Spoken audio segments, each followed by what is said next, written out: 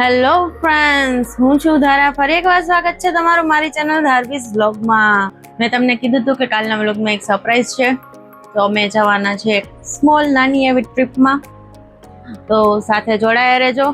અમે રેડી થઈ ગયા હતા અને ત્યાં મારા ફ્રેન્ડનો કોલ આવી ગયો, એટલે અમે લોકેશન પર પહોંચી ગયા. અમારી બસ આવી રહી છે. પછી અમે બસમાં બેસી ગયા, અમારી સીટ ગ્રહણ કરી લીધી. તો સરપ્રાઈઝ એ છે કે અમે આજે વન ડેની સ્મોલ એવી નાની એવી ટ્રીપમાં જઈએ છીએ, ઓસમ હિલ.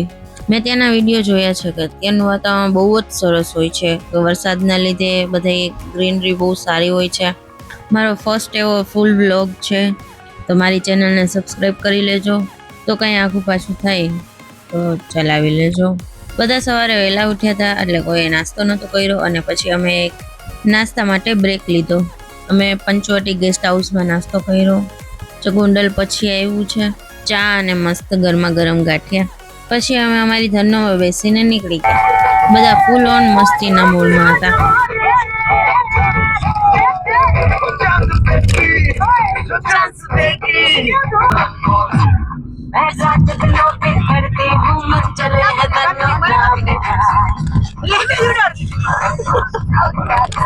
દેખાતું નથી યાર, મસ્તી બહાર કાઢ નાખું.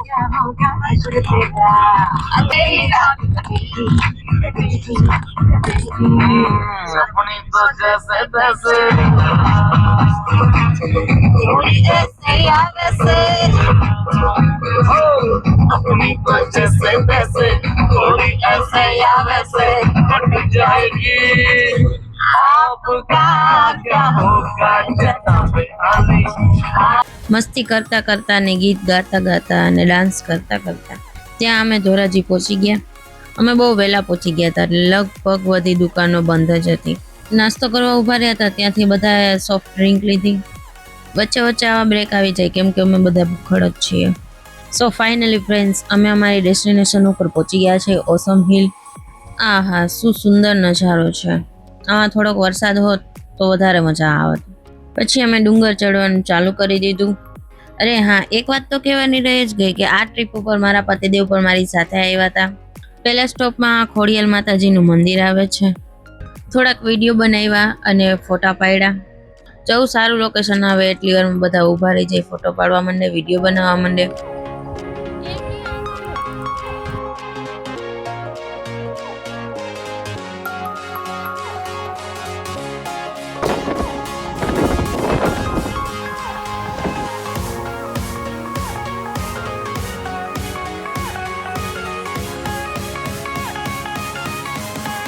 પછી અમે ઉપર જઈને મહાદેવના દર્શન કર્યા.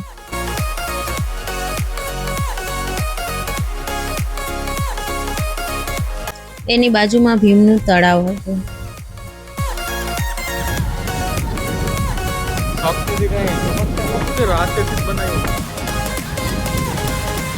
મેં ઉત્પન્ન મેં કીધું શક્તિથી એને બનાવ્યો.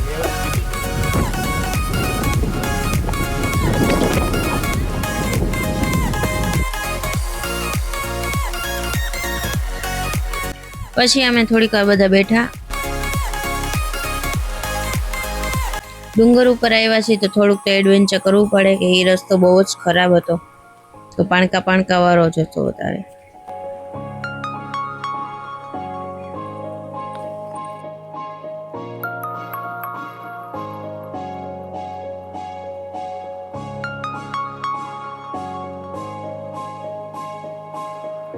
તો ફાઇનલી અમે નીચે પહોંચી ગયા છીએ.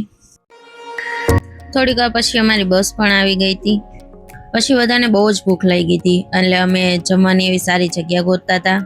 સો ફાઇનલી અમે 2:30 વાગે જમવા બેસી ગયા. જમવામાં બધું કાઠિયાવાડી જ હતું.